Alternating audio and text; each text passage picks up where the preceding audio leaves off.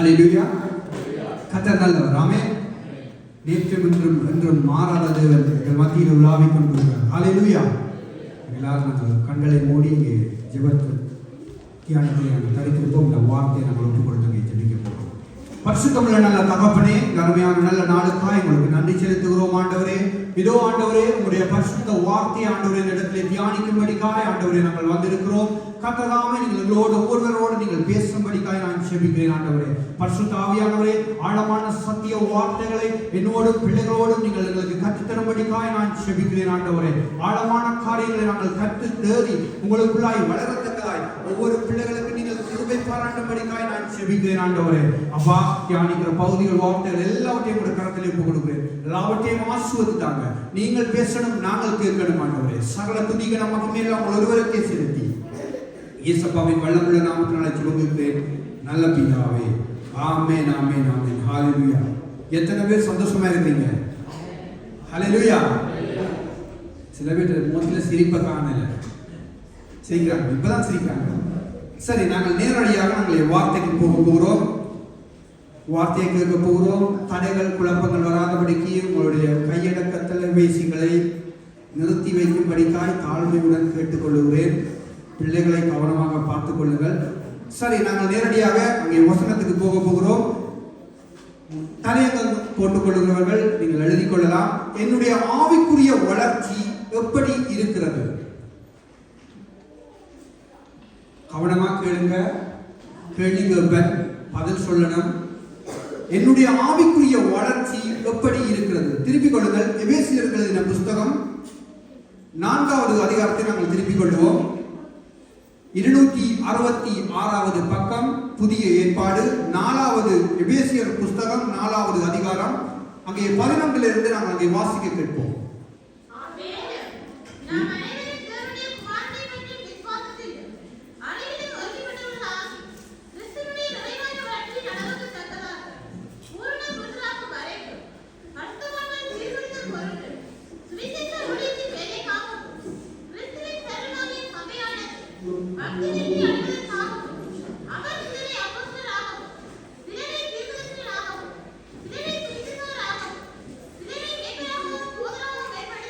போதும்.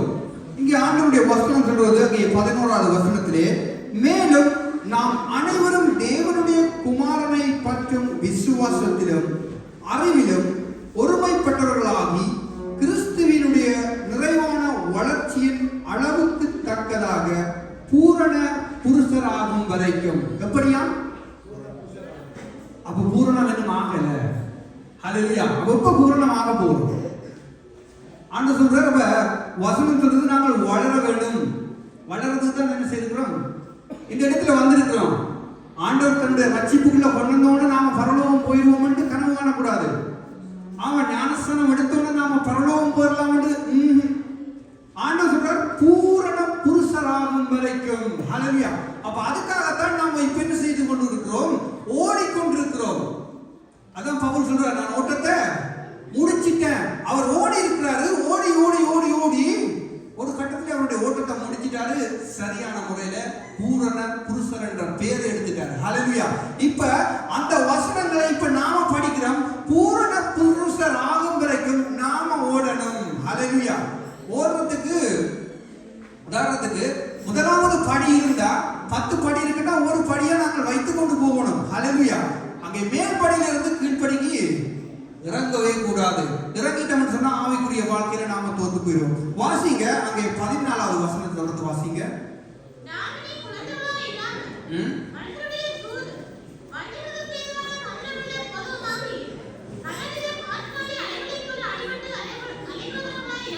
போதும்.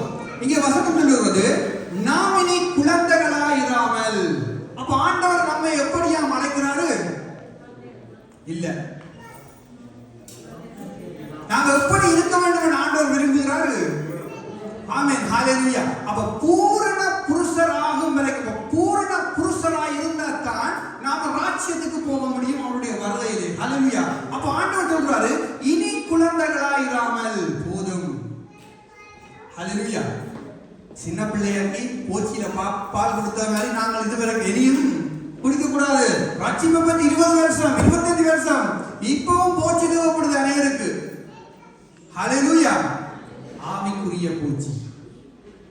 ஆண்டவர் சொல்றாரு, இனி குழந்தைகளாயிராமல் மனுஷனுடைய சூதும் வஞ்சகத்துக்கு ஏதுவான தந்திரமுள்ள போதகமாகிய எங்கேயா குழந்தைகளா நாங்க விழுகிறோம்? இந்த அலைஞ்சு திரிகிற போதகங்கள் இருக்கு பாருங்க. ஒவ்வொரு ஆட்கள் ஒரு போதனை வச்சிருப்பாங்க. இது நமக்கு பிடிச்சிருக்கு, அவன் சரியா படிக்கிட்டு இருப்போம். ஆமா, ஆண்டவர் சொல்றாரு எல்லாருக்கும் ஒரு போதனையை தான் வச்சிருக்கிறாருங்க. ஒரு பைபிளை தான் தந்திருக்காரு, ஒரு வசனத்தை தான் எழுதி தந்திருக்காரு.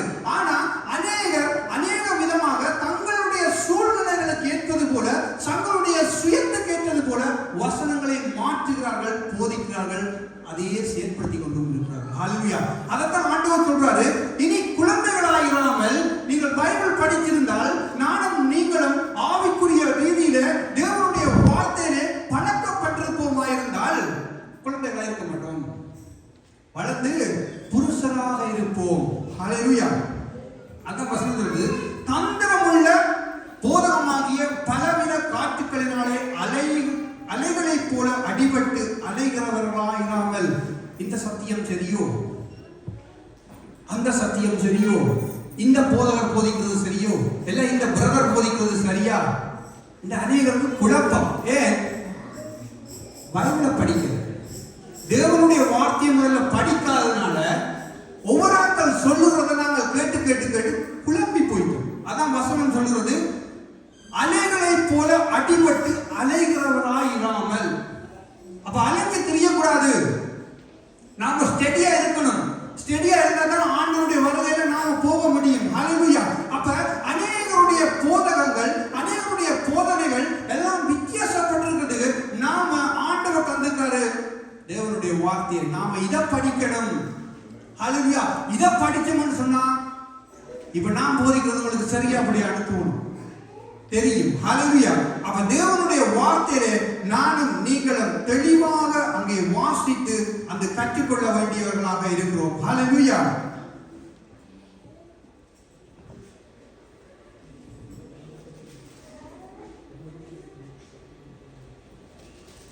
அப்ப தேவனுடைய வார்த்தையிலே நீங்களும் நானும் குழந்தைகளாய் இருக்க கூடாது, அங்கே பூரண புருஷராய் இருக்கும்படிக்கு ஆண்டவர் சொல்லுகிறாரு, நீங்கள் இனி வளர்ந்து கொண்டே போக வேண்டும். அப்ப வளர்றதுக்கு என்னதான் செய்யணும்? என்னத்துலதான் நாங்க வளர்றது? இதெல்லாம் கேள்வி இருக்கும். என்னத்துல வளர்றது நாங்கள்? ஹல்லேலூயா. தேவனுடைய சபைக்கு வரோம். சபைக்கு வந்தாலே சபை ஒழுங்குக்கு நாங்கள் வளர்ந்திருக்கணும். சபை ஆராதனை சொன்னா ஆராதனை காரியங்கள்ல வளர்ந்திருக்கணும். தேவனுடைய வார்த்தை போகுதா, அந்த வார்த்தையில வளர்ந்திருக்கணும். வாலிப கூட்டம் நடக்குதா, வாலிப கூட்டத்துல வளர்ந்திருக்கணும். ஹல்லேலூயா. அப்ப அநேக காரியம் இருக்குது, எல்லாத்தையும் பார்க்க முடியாது. ஒரு சிலரை மாத்திரம் நாங்க பார்த்துக்கிட்டு போகிறோம். அப்ப ஒவ்வொரு காரியங்களையும் ஆண்டவர் படிப்படியா தான் வளர்க்கிறார். ஒரே நேரத்துல கொண்டு முழு பைபிளையும் பாசி நாளைக்கு நான் வர போறோம், இதுல இருக்கிற எல்லாத்துக்கும் நீ கீழ்ப்படின்னு சொல்ல மாட்டாங்க. ஆண்டவர் அனுதினமும் நமக்கு கற்றுத்தந்து கொண்டிருக்கிறார். அனுதினமும் ஆண்டவர் பேசிக் கொண்டிருக்கிறார். அப்ப அந்த பேசுகிற போது நாம காது இருந்தா கேட்போம். அநேகருக்கு காது இல்லை. எந்த காது? ஆவிக்குரிய காது இல்லை, மாம்ச பிரகாரமா சொல்லிடுறாரு. ஹல்லேலூயா. அதான் ஆண்டவர் சொல்றாரு, அப்ப நாம குழந்தைகளா இருந்தால் சூதும் வஞ்சகத்துக்கு ஏதுவான தந்திரமுள்ள போதகங்களுக்கு நாம கண்டிப்பா விழுவோம். ஹல்லேலூயா. கண்டிப்பா விடுவோம். அதான் வசனம் சொல்லுது, கிறிஸ்து அங்கே இருக்கிறார் இங்கே இருக்கிறார் சொல்லும் போது நாம் என்ன செய்யக்கூடாது? ஓடக்கூடாது. அப்ப ஓடிட்டோம்னா என்ன? நாம குழந்தைகள், நாங்க ஏமாளிகளா இருக்கிறோம். ஹல்லேலூயா. அப்ப ஏமாளிகளா இருந்தோம்னு சொன்னால் பரலோக ராஜ்யம் நமக்கு இல்லவே இல்லை. 15வது வசனம் சொல்லுகிறது, அன்புடன் சத்தியத்தை கைக்கொண்டு தலையாகிய கிறிஸ்துவுக்குள் எல்லாவற்றையும் நாம் வளர்கிறவர்களாய் இருக்கும்படியாக அப்படி செய்தார். அப்ப நாங்க வளரணும், எல்லா காரியத்திலையும் வளரணும். ஹல்லேலூயா. எடுத்து வாசிங்க 1 பேதுருவின் புஸ்தகம் 2வது அதிகாரத்துக்கு வாங்க.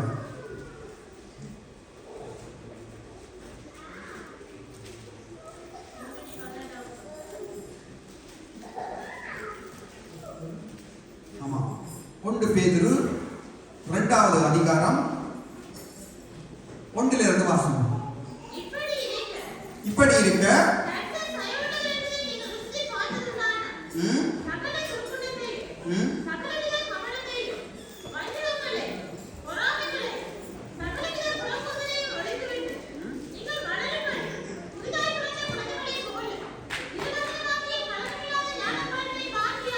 போதும். ஆண்டவர் எங்கே சொல்றார்? 3வது வசனத்திலே நீங்கள் வளரும்படி. ஹல்லேலூயா. சிலருடைய புத்தகத்துல கொஞ்சம் அச்சு மாறி இருக்கும். ரட்சிப்புக்கென்று வளரும்படி என்று இருக்குது. எல்லாம் ஒன்றுதான். ஹல்லேலூயா. அப்ப நீங்கள் வளரும்படி புதிதாய் பிறந்த குழந்தைகளைப் போல திருவசனமாகிய களங்கமில்லாத ஞானப்பாலின் மேல் வாஞ்சியா இருக்க. அந்த ஞானப்பால் யாருங்க? அதுதான் நம்ம இயேசப்பா. ஹல்லேலூயா. அவர் மேல நாம வாஞ்சியா இருந்தவன்டா, அவர் மேல நாங்க பிரியமா இருந்தவன் சொன்னா இந்த வார்த்தைகளை நாங்கள் வாசிக்கிறோம்.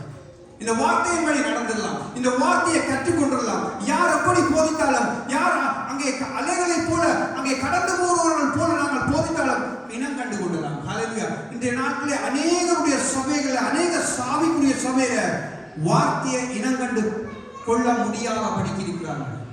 ஹல்லேலூயா. இது சரியான வார்த்தை தானா? சில பேர் இன்னொரு காரியம் இருக்குது. இப்ப உதாரணத்துக்கு கண்மலை சுவிசேஷ திருச்சபையில போதகர் போதிக்கிறார். இருக்கிற ஒரு விசுவாசி அந்த போதகரை பிடிக்காது. அந்த விசுவாசி என்ன செய்யும்டா, இன்னொரு போதகருக்கு தெளிவு நடக்கும்.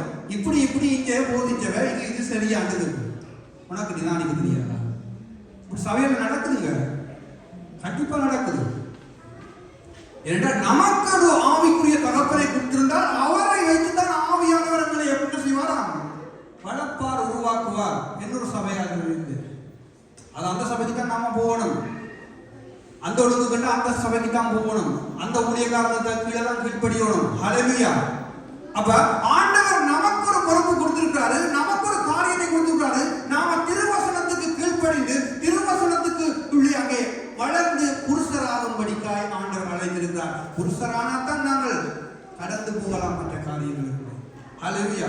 சில சம்பவங்களை பார்த்து நம்முடைய வாழ்க்கை நடைமுறையை பார்த்து கொண்டு நாங்கள் போக போகிறோம். திருப்பிக் கொள்வோம். 25வது அதிகாரம் மத்தேயு புஸ்தகம்.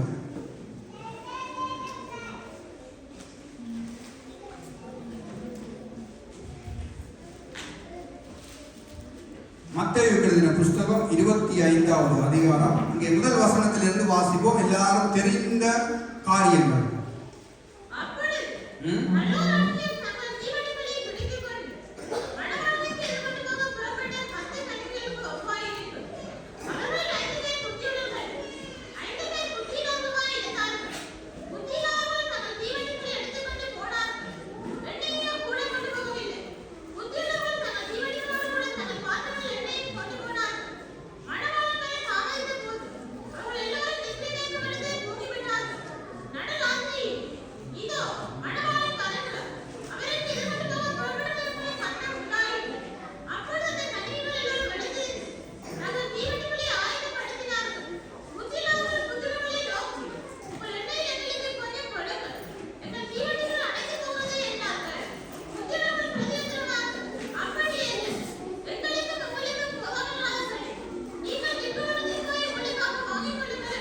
போதும்.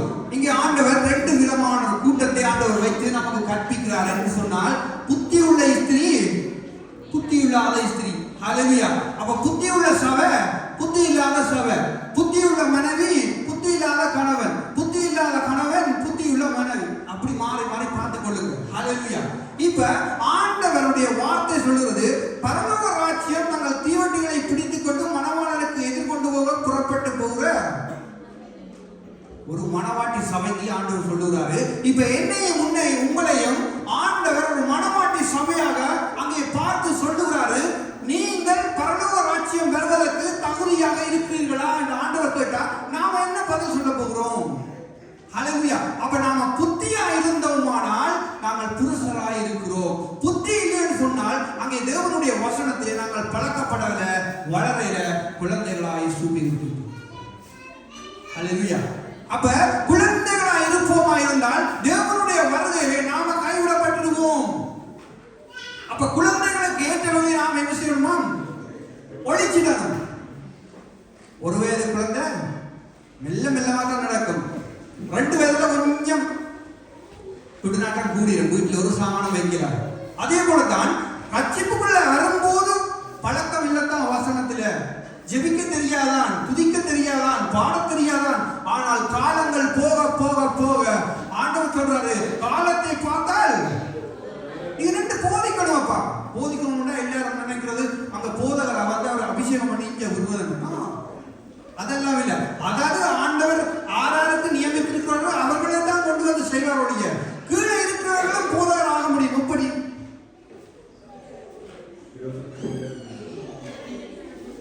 கீழே இருக்கிறவர்களும் போதகரார்கள் ஆக முடியும் சொல்லுவாங்க.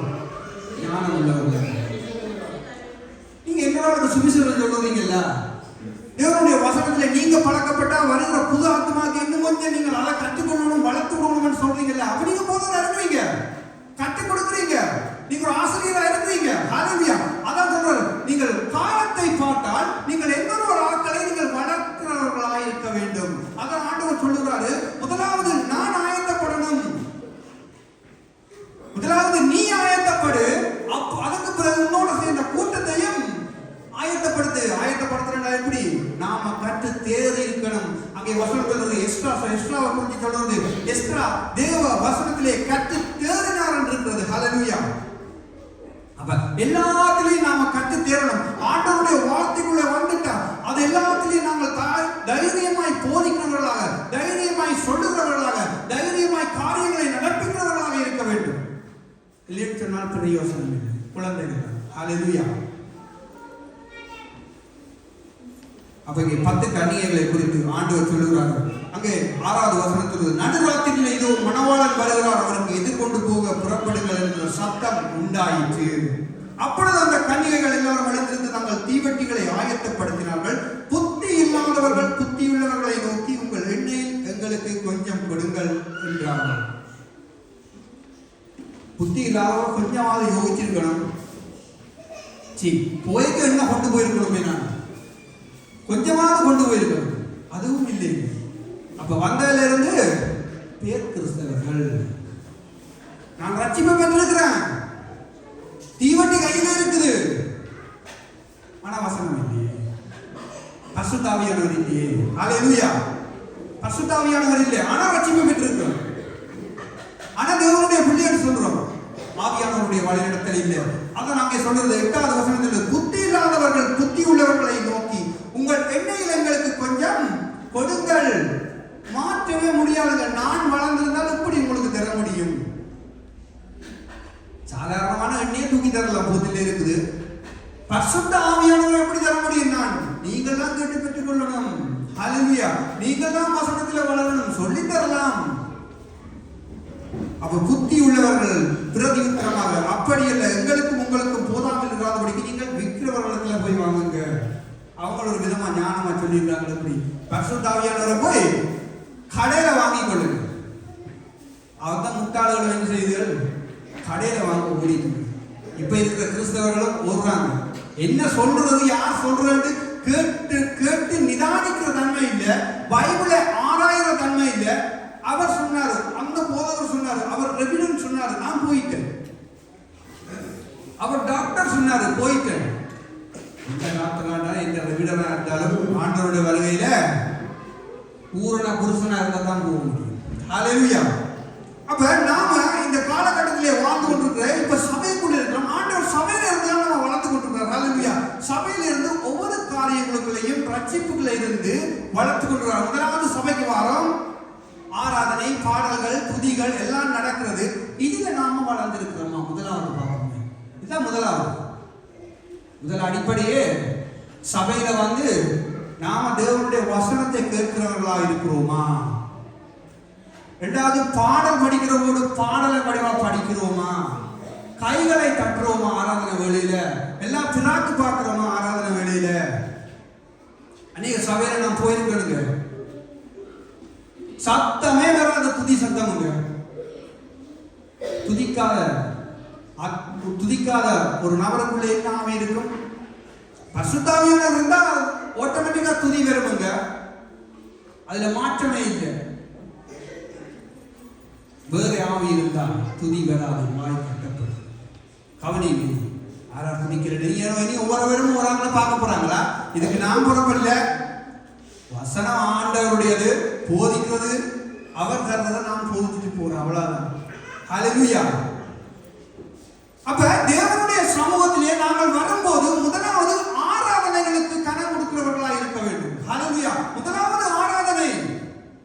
தேவனுடைய சமூகத்துக்கு போறது நாம சினிமா கொண்டாட இல்ல, கூத்தாடுறதுக்கு அல்ல. இது தேவனுடைய சமூகம், ஒரு பயபக்தியான இடம். ஏனென்று சொன்னால் இது தேவன் உலாவுகிற இடம். ஹalleluya. உங்க வீட்டுக்கு பிரசிடென்ட் வந்துட்டாரு, எப்படி இருப்பீங்க? தட்ட புட்டெல்லாம் எல்லாம் நடக்கும், பட்டவேற்பு நடக்கும், சிவப்பு கம்பளம் பிடிச்சு எல்லாம் நடக்கும். ஆனா தேவனுடைய சமூகத்துல ஒன்றுமில்லை. இதை விட உலக காரியங்களை விட தேவனுக்கு அதிக கணத்தை கொடுக்க வேண்டும். ஹல்லேலூயா. அதுதான் நம்முடைய வாழ்க்கையை செழிக்க செய்யும், உயர செய்யும், பிரகாசிக்க செய்யும், பூரண புருஷராய் மாற்றும். அநேகருடைய வாழ்க்கையில துதி இல்லைங்க, துதி செத்து போயிடுச்சு. இனி நாம குழந்தைகளாயிராமல், அப்ப குழந்தையா இருந்தது போதும், வாழ்ந்து 20 வருஷம் 25 வருஷம் போதும். இனியாவது ஆண்டவர் சொல்றாரு, திரும்பு துதி, என்ன துதி, எனக்கு மகிமையத்தா. மகிமை தராத இடத்துல எதுவுமே இல்லைங்க. நாம ஊழியம் செய்யலாம், பிரயோஜனம் இல்ல. துதி இல்லையா, பிரயோஜனம் இல்ல. இதுல நான் நின்று போதகர்கள் நினைக்கிறார், ஊழியக்காரர்கள் நினைக்கிறாங்க, எல்லாரும் துதிக்கிறாங்க. நான் இப்படி என்ன சரியா இல்ல, முடியாது. ஏன்னு சொன்னா பரலோக ராஜ்யத்துல துதிதான் மெயின். அங்க துதிதான். இங்க துதிக்காதவன் எப்படி அங்க துதிக்க போறான்? ஹல்லேலூயா. உங்களை ரெஸ்டாரண்ட்ல இருந்து ஒரு ப்ரோமோஷனுக்கு அனுப்புறான், போய் பழகிட்டு வா, 3 கிழமை 4 கிழமை. சரி, இந்த 3 மாசம் போய் ப்ரோமோஷன் செய்து படிச்சுட்டு வா, டிப்ளமோட வாரம், டிப்ளமோ செய்யணும், எனக்கு வேலை தான். அவன் வேலைக்கு கூப்பிட்டா ஒன்றும் தெரியாது, அங்க போய் நித்திரம் தான் நிச்சயம். அப்ப சபையிலே வந்து நாம நித்திரம் ஆண்டு எப்படி அங்க எடுப்பாரு?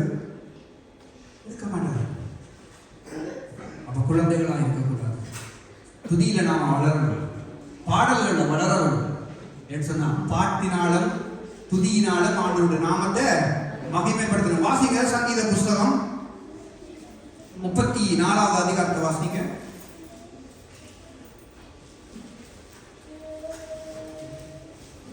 34வது அதிகாரம் 1 வாசிங்க.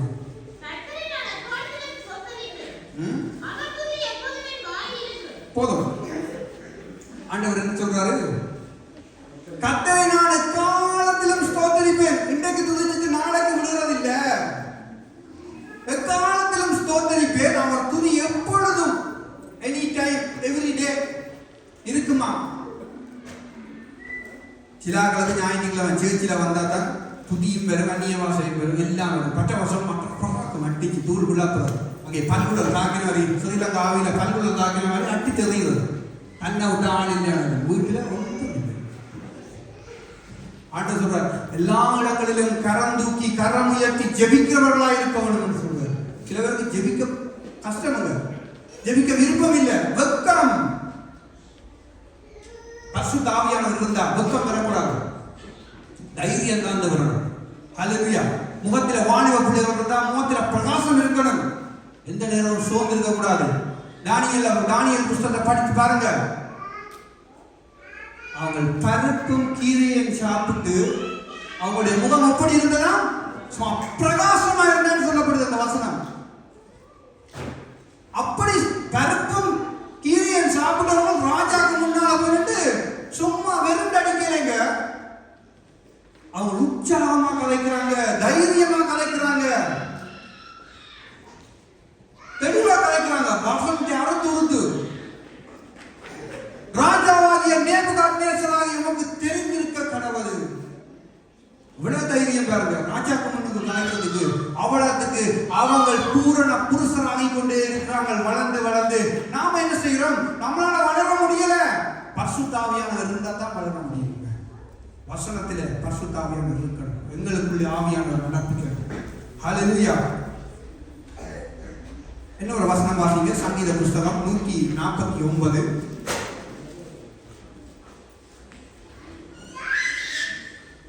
149:1.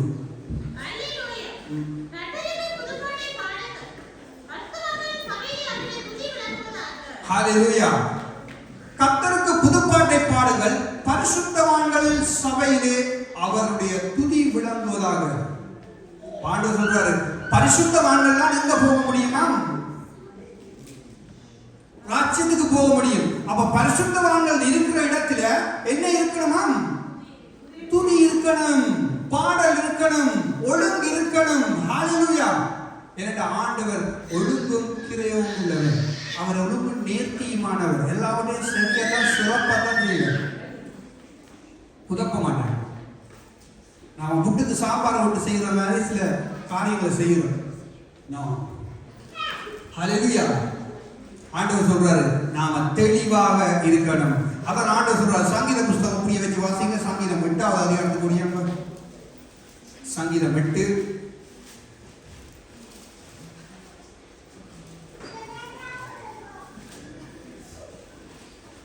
சங்கீதம் 8வது அதிகாரம் 2வது வசனம்.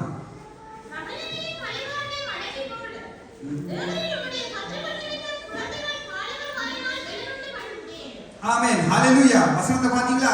பகைஞரையும் பணிகாரரையும் அடக்கி போட, எப்படியா அடக்கி போட, தேவரீர் உம்முடைய சத்துருக்களின் நிமித்தம் குழந்தைகள் பாலகர் வாயினால் பலன் உண்டு பண்ணினீர். துதிக்கிற பலனுங்க, பாடுகிற பலனுங்க, தேவனுக்காய் செயற்படுகிற பலனுங்க எங்கேயா? சிறு பிள்ளைகள் உள்ளத்துல. அதான் ஊர்ல பழமொழி சொல்லுவாங்க, நடமுறை பழமொழியில 5ல வளையாது 50ல வளையாது. அப்ப சிறு பிள்ளையாளத்திலே நீ போதி உன்னுடைய பிள்ளைக்கு சிறு பிள்ளையே சொல்லி கொடுக்கணும். அதை செய்யாதே அம்மா, இதை செய்யாதே அப்பான்னு சொல்லி கொடுக்கணும். சொன்னாதான் பிள்ளை கேட்கணும். ஏன்னு சொன்னால் ஆண்டவர் சொல்றாரு என்னுடைய அடிச்சுவடை பின்பற்றுங்கள். ஆண்டவர் சொன்ன ஆண்டவர் எங்களுக்கு பிள்ளைகளுக்கு தாயையும் தகப்பனையும் உண்டு பண்ணி ஆறாம் அடிச்சுவடா இருக்காங்க. தாய் தகப்பன் தான் அவர்களுக்கு பிள்ளைகளுக்கு அடிச்சுவடா இருக்காங்க. ஏன்னா பெற்றோருடைய குணம் ஒன்று இருக்கும் பாருங்க பிள்ளைகளுக்கு.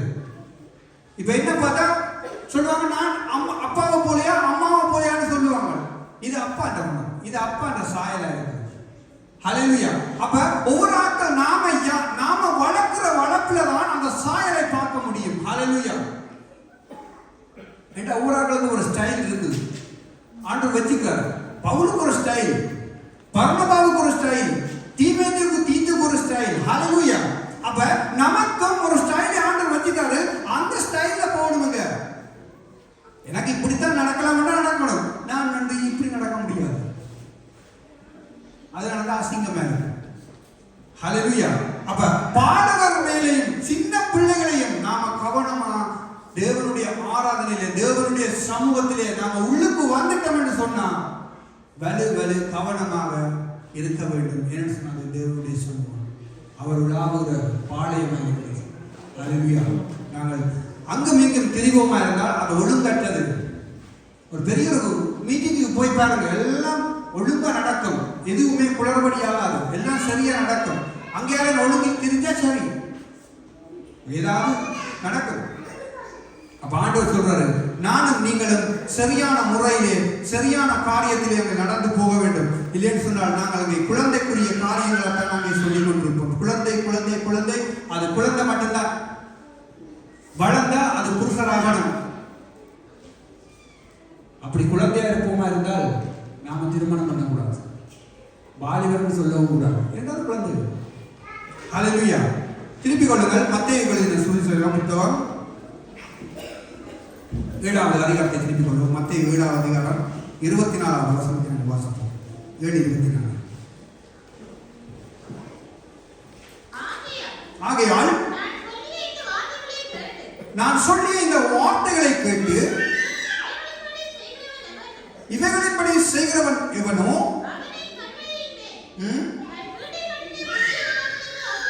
போதும். எப்படி அவன் சொல்றாரு?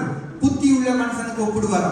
அப்ப ஆண்டவர் சொல்லி இருக்கிற இந்நாள் மட்டும் நாங்கள் தேவனுடைய சமூகத்துக்கு வந்து கொண்டிருக்கிறோம். அவருடைய ரட்சிப்பை பெற்ற நாட்கள்ல இருந்து அவர் சொன்ன ஒவ்வொரு வசனங்களையும் நாங்கள் கிரகிச்சு அங்கே செயற்பட வேண்டியவர்களாக இருக்கிறோம். நாங்கள் செயற்பட்டால் தான் ஆண்டவர் சொல்றாரு நீங்க புத்திமான்கள். ஹல்லேலூயா. பாக்கியவான்கள் பாக்கியவாதிகள் ஆண்டவர் நம்மை பார்த்து சொல்லுவார். இல்லை என்று சொன்னால் அங்கே சொல்லவே மாட்டாரு.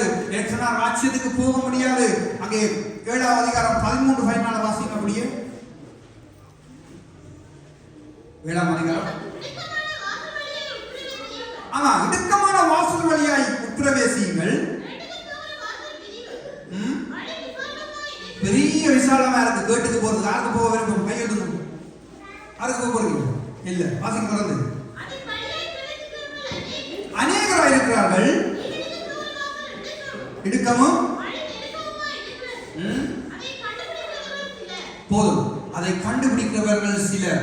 அந்த சிலராகிய கூட்டத்துக்குள்ள நானும் நீங்களும் இருக்க வேண்டும் என்று ஆண்டவர் விரும்புகிறார். ஹல்லேலூயா. அந்த சிலராகிய கூட்டத்துக்குள்ள நானும் நீங்களும் இருக்கிறோம். இருந்தோமாயிருந்தால் பூரண புருஷராகும்படி நாங்கள் கடந்து போவோம். ஹல்லேலூயா. அப்ப ஏன் நம்ம இந்த ஆண்டவர் இந்த இடத்துல கொண்டு வந்து இப்படித்தான் வாழ வேண்டும் என்று சொல்லுகிறார் என்று சொன்னால், என்று அவர் ஒழுங்குள்ள தேவன் நம்மை ஒழுங்காகத்தான் விரும்புவார். ஹல்லேலூயா. இப்ப ஆண்டவர் வந்து இந்த பூமியிலே வந்து ஊழியம் செய்து அவர் வளர்ந்து ஊழியம் செய்த எல்லா நாட்களிலும் ஏதாவது தேவையில்லாத வசனத்தை அவர் கதைத்திருக்கிறாரா? தேவையில்லாத காரியத்தை செய்திருக்கிறாரா? இல்ல. எல்லாம் தேவையான வசனத்தை தேவையான இடத்திலே அந்தந்த நேரத்துக்கு ஏற்றது போல செயற்பட்டு கதைத்து எல்லாவற்றையும் செய்தால் இங்க எழுதப்பட்டிருக்கிறது நமக்கு. அப்ப நாம ஆண்டவருடைய ரட்சிப்பை பெற்றுக்கொண்ட நாங்கள் அவருடைய வார்த்தையின்படி வாழுகிற நாமும் ஒவ்வொரு காரியங்களையும் தெளிவோடு செயற்படணும். தெளிவில்லாமல் செயல்படணும். ஹல்லேலூயா.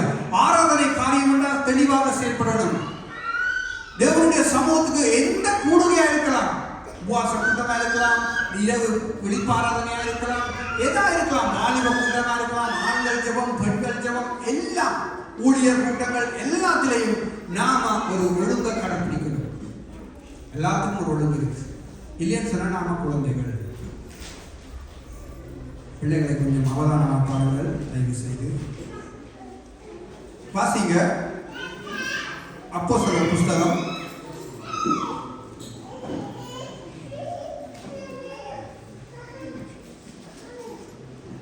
16வது அதிகாரம். அப்போஸ்தலர் 16வது அதிகாரம் 25வது வசனம். நடுராத்திரியிலே துதித்து பாடினார்கள், கேட்டுக்கொண்டிருந்தார்கள்.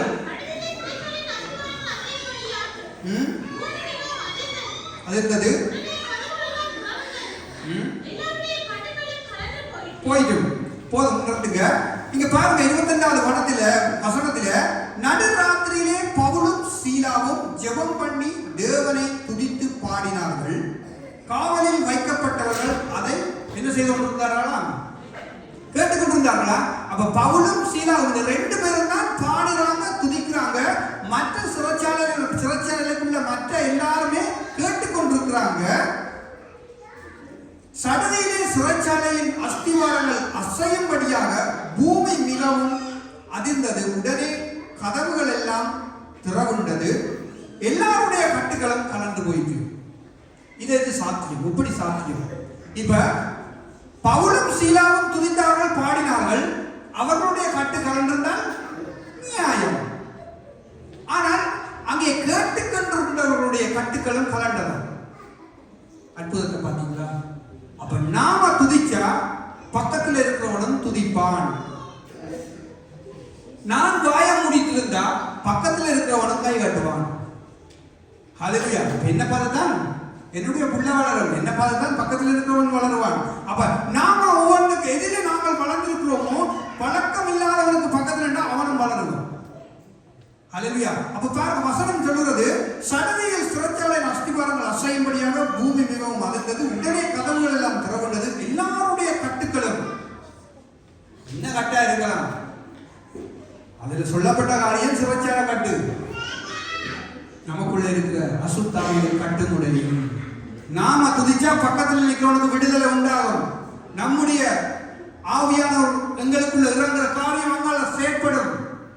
நாம துதிச்சா தானே, நாம ஜெபிச்சா தானே, நாம பாடினா தானே. நாம கூட்டப்படக்கூடாது. ஹல்லேலூயா. நாம வளர்கிறவர்களாக இருக்க வேண்டும். ஒவ்வொரு காரியத்திலையும் நானும் நீங்களும் வளர்ந்து வருவோமா இருந்தால் துதியில, பாடல்ல, இசையில எல்லாத்திலையும் வளரணும். ஜெபத்தில எல்லாத்துக்கும் மேலாக ஆண்டவர் சொல்லிட்டாரு, வார்த்தையிலையும் வளரணும். வார்த்தை இல்லாட்டி சாத்தான் வந்துடுவான். அவன் எவனை விழுங்கலாமோ என்று வகை தேடி சுற்றி திரிகிறான். அந்த வலைக்குள்ள நீங்களும் நானும் விழாதபடிக்கு எச்சரிக்கையா இருக்க வேண்டும் என்று சொன்னால் தேவனுடைய வார்த்தை இங்கே இருக்கணும். ஹல்லேலூயா. அதான் லூக்கா புத்தகத்தில் நீங்க கொண்டு வாசிங்க. ஒரு ஆவி புறப்பட்டு போனதாம், வனாந்திரம் எல்லாம் சுத்தி அடிச்சு போட்டு வருது. தான் முதல் இருந்த இடத்தை ஒரு பார்ப்போம். அங்க வந்து பார்த்தா அது வடிவாக எல்லாம் அலங்கரிக்கப்பட்டு சோடிச்சு எல்லாம் நீட்டா இருக்குது.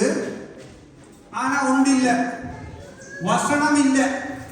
தேவனுடைய வசனம் இல்லாதனால அது டக்குன்னு அதுக்குள்ள போகலைங்க. கவனமா இருக்கணும், டக்குன்னு போகாது. அது சுத்தி திரிந்து வனாந்திரங்களை திரிஞ்சு தன்னிலும் விட பொல்லாத 7 ஆவிகளோடு கூட அந்த வீட்டுக்குள்ளே குடியேறுமா.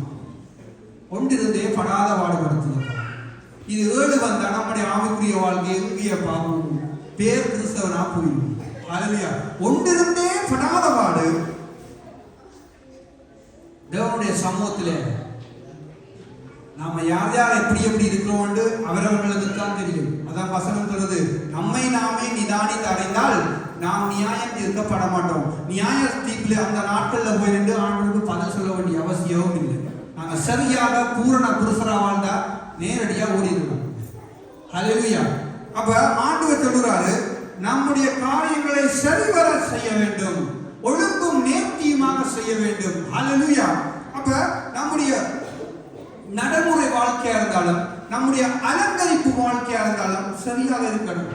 சிலரை பார்த்தீங்கன்னா அலங்கரிப்பு ஒழிக்கிறதுக்கே புருஷாக்கா வெயிட் பண்ணி அவங்களுக்கு நேரம் போயிடும். நிறைய பேர் வெயிட் பண்ணுவாங்க, அவங்களுக்கு முடியாது.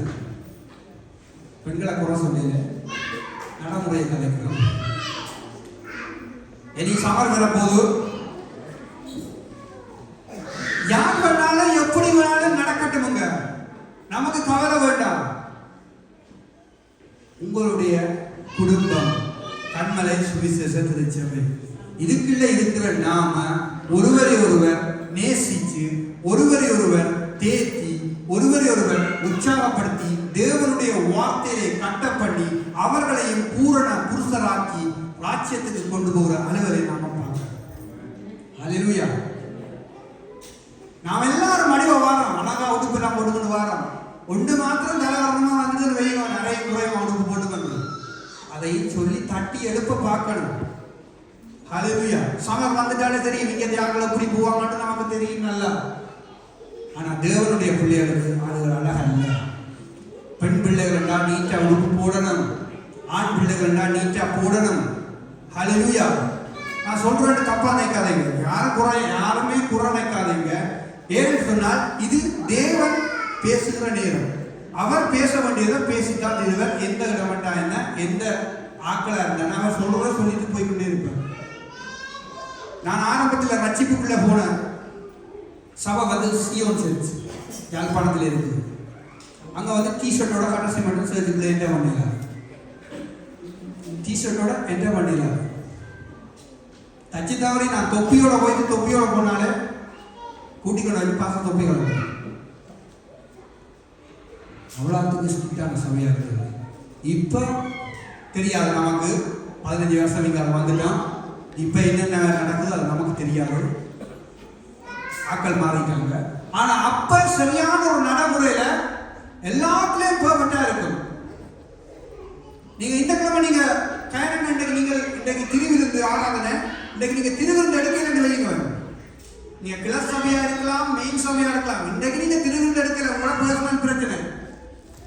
நீங்கள் மெயின் சபையில போய் பெரிய போதகரை சந்திச்சு லெட்டர் மூலம் மன்னிப்பு கேட்டாங்க. அவருக்கு சம்பந்தப்பட்ட காரியங்களை விளக்கப்படுத்தினாதான் அடுத்த முறை திருவிருந்து இருக்கிறது. வேதத்தில் எங்க இருக்கின்ற யாரும் கேட்காதீங்க, அது அவங்களுடைய சபை வழக்கம், சபை ஒழுங்கு என்று அவங்களுக்கு கட்டுப்பாடு. ஆண்டவரே சொல்றாரு, கட்டுப்பாடு இல்லாத இடங்களில் ஜனங்கள் சீர்கிட்டு போயிடுவாங்க. அப்ப எல்லாத்துக்கும் ஒரு கட்டுப்பாடு, ஒரு ஒழுங்கு வச்சுக்காங்க. இந்த தேசத்துல நாங்கள் டிரைவிங் லைசன்ஸ் எடுக்கணும்னு சொன்னா அதுக்கு ஒரு ஒழுங்கு வச்சுக்கிறாங்க. விசா சம்பந்தமா போகணும்னு சொன்னா அதுக்கு ஒரு ஒழுங்கு வச்சிருக்காங்க. அதே போல தேவனுடைய சமூகத்துக்குள்ள வந்துட்டோம்டா அதுக்கு ஒரு ஒழுங்கு ஆண்டவர் வச்சிருக்காரு. அதுக்கு ஏற்றது போல நாம ஓடிக்கொண்டிருக்கிறோம். ஹல்லேலூயா. முக்கியமாக ஆண்டவர் பேசுகிற காரியங்கள் இந்த சபைக்குள்ள நாம இருந்துட்டா சபைக்குள்ள என்னென்ன காரியங்கள் எல்லாம் நாம பார்க்கணுமோ அதில முதலாவது வளர்ந்து வரணும். அதுக்கப்புறம் ஆண்டவர் படிப்படியாக இன்னும் காரியங்களை சொல்லுவார். ஹல்லேலூயா. யோவானுக்கு எழுதின புஸ்தகம் வாசிங்க, சீக்கிரமாய் போவோம். யோவானுக்கு எழுதின புஸ்தகம் 6வது அதிகாரம் 59 வாசிப்போம். இந்த 2 வசனங்கள் நாங்கள் வாசித்து அங்கே நிறைவேற்றி கொண்டு வர போகிறோம். 59 வாசிங்க.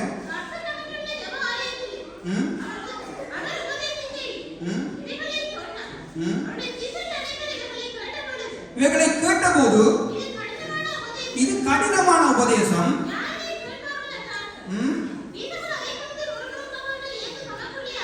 அறிந்து இது உங்களுக்கு இடர்களாய் இருக்கிறதோ,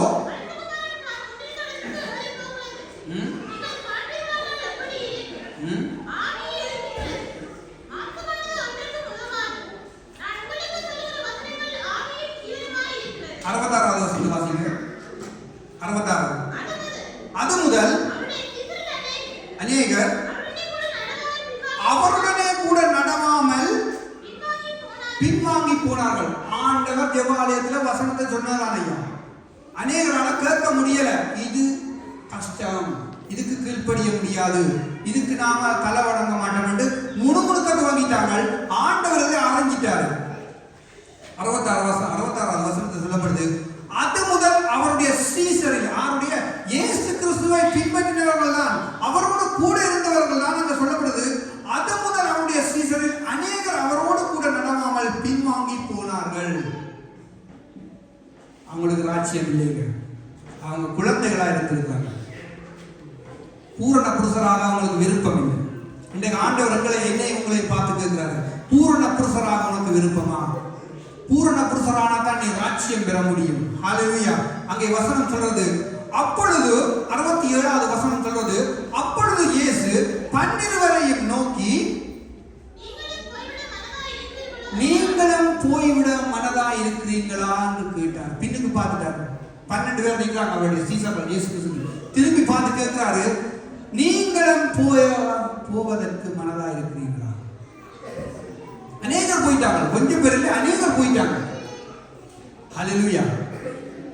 ஆனா பேதுரு சொன்ன வசனம், சீமோன் போல் பேதுரு அவருக்கு பிரயுத்தரமாக, ஆண்டவரே யாரிடத்தில் போவோம்? நித்திய ஜீவ வசனங்கள் உம்மிடத்தில் உண்டு. ஹல்லேலூயா. நானும் நீங்களும் அங்கே இந்த நித்திய ஜீவ வசனம் தேவனிடத்தில் இருக்கின்ற முழு மனதாய் நாங்கள் நம்புவோமா இருந்தால், குழந்தைகளுக்கு ஏற்றதை நாங்கள் ஒழித்து விட்டு அங்கே வளர்ந்து போவதற்கு நாங்கள் ஒப்பு கொடுப்போம். ஹல்லேலூயா. வாசிங்க, எபிரேயருக்கு எழுதின புஸ்தகம்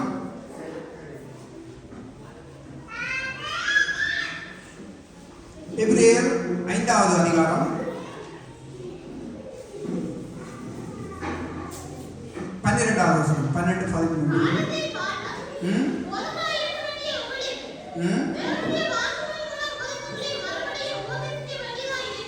இருக்கிறது.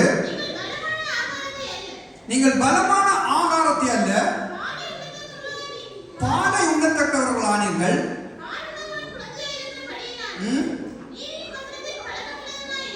இருக்கிறான்.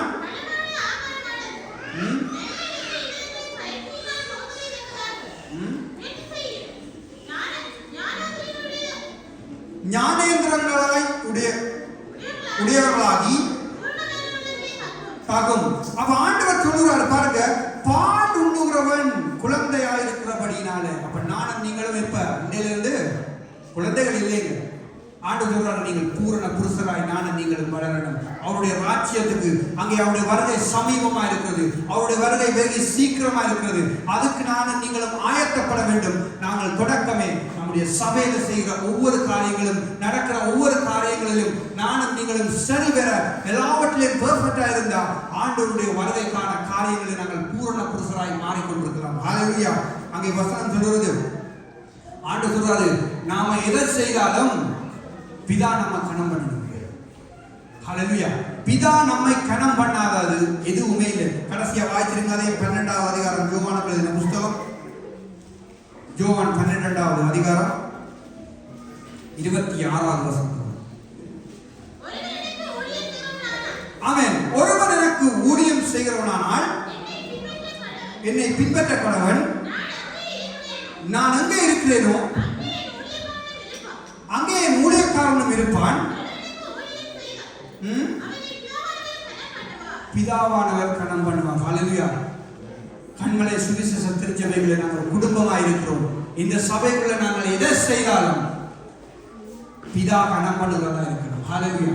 ஆராதனையா இருக்கலாம், ஜெபமா இருக்கலாம், வார்த்தையா இருக்கலாம், துதியா இருக்கலாம், பாடல்களா இருக்கலாம், நம்முடைய அலங்கரிப்புகளா இருக்கலாம், நம்முடைய கதவீச்சுக்கள் எல்லாவற்றையும் ஆண்டவர் கண்ணோக்கி பார்ப்பார். ஆண்டவருக்கு இருக்கிறார், ஆண்டவருக்கு இருக்கிறார்.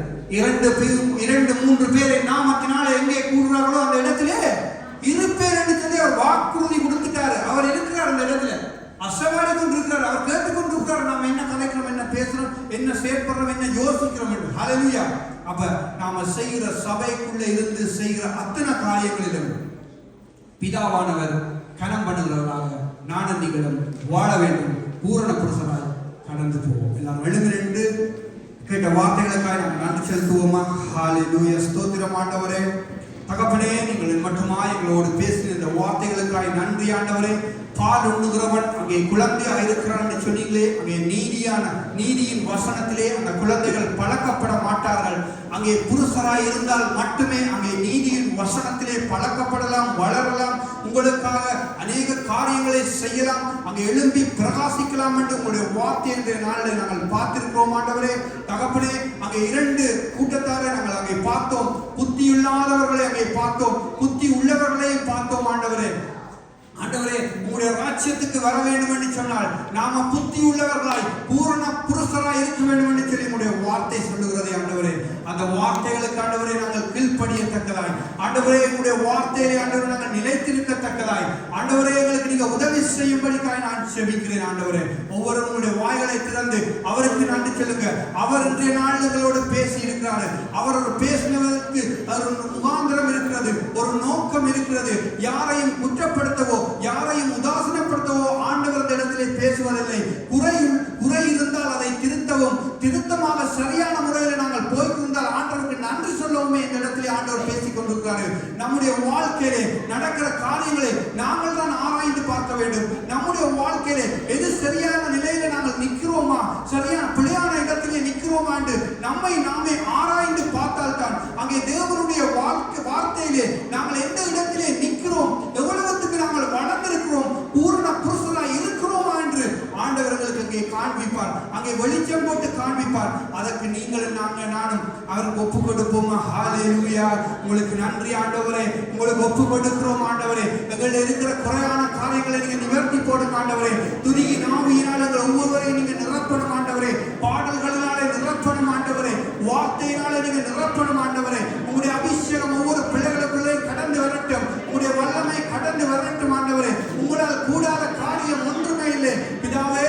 மனம் இறங்குங்க ஆண்டவரே. தகப்பனே, நீங்கள் ஆண்டவரே கனம் பண்ணுகிற ஒரு ஊழியத்தை, கனம் பண்ணுகிற காரியங்களை இந்த சபையில நாங்கள் செய்யத்தக்கதாய், கண்மலை சுவிசேஷ திருச்சபையை நாங்கள் வளர்ந்து பெருகத்தக்கதாய், உங்களுக்குள்ளாய் வளரத்தக்கதாய் ஒவ்வொரு பிள்ளைகளுக்கு நீங்க கிருபை பாராட்டும்படிக்காக நான் ஜெபிக்கிறேன் ஆண்டவரே.